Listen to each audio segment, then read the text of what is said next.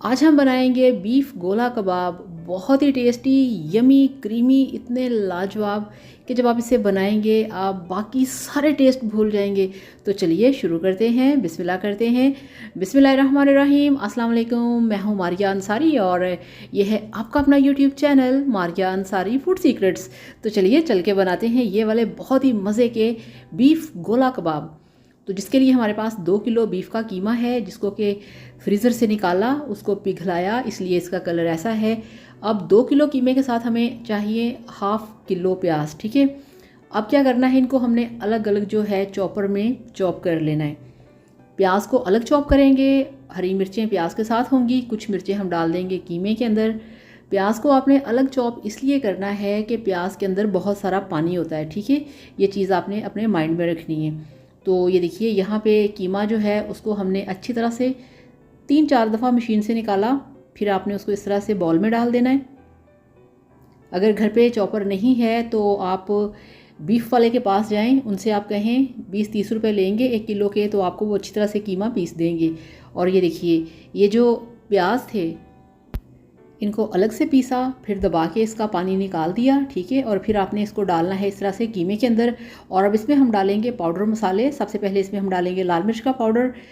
चूँकि हमारे पास आधा किलो प्याज हैं और 2 किलो है कीमा, तो इसमें हम डालेंगे 2 टेबल स्पून लाल मिर्च का पाउडर और 1 टेबल स्पून भर के इसमें हम डालेंगे नमक।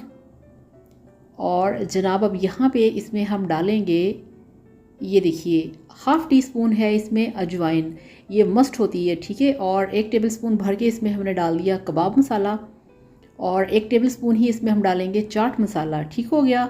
अब इसमें डालूंगी 1 टीस्पून लहसुन का पाउडर और 1 टीस्पून डालूंगी अदरक का पाउडर, क्योंकि इसके अंदर जो होता है फ्रेश अदरक लहसुन का पेस्ट वो ज़्यादा टेस्ट नहीं देता। तो मुट्ठी भर के जितना आएगा मुट्ठी में आपने इसमें डाल देना है हरा धनिया। और अब बाइंडिंग के लिए इसमें हम ऐड करेंगे 2 अंडे।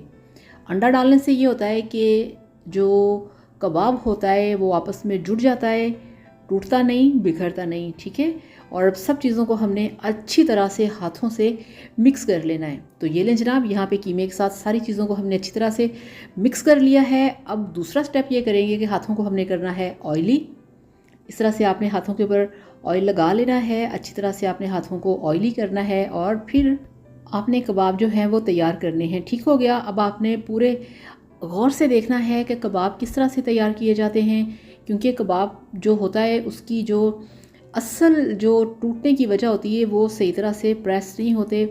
दबा दबा के इस तरह से आपने कबाब को, कीमे को हाथ में लेके आपने इसकी जो इसके अंदर हवा होती है उसको आपने अच्छी तरह से निकालना होता है, अच्छी तरह से शेप देनी है। फिर आपने इस तरह से एक पेंसिल घर में होती है, ठीक है, पेंसिल आपने लेके इस तरह से इसके अंदर आपने होल करना है और इस तरह से फिर आपने इसको अच्छे तरीके से सॉफ्ट हाथों से मगर पूरी टेक्निक के साथ आपने दबाना। ये देखिए, फिर ऊपर से भी नीचे से भी, ताकि कहीं से भी इसका जो कॉर्नर है वो बाहर ना निकले। ये देखिए, दोनों तरफ से आपने पलट के इसको देखना है, फिर आपने इसको रोल करना है ऑयली इसको करके, फिर आपने पेंसिल को बाहर निकाल देना है। और ये देखिए यहाँ पे जो हमारा परफेक्ट गोला कबाब है वो तैयार हो चुका है।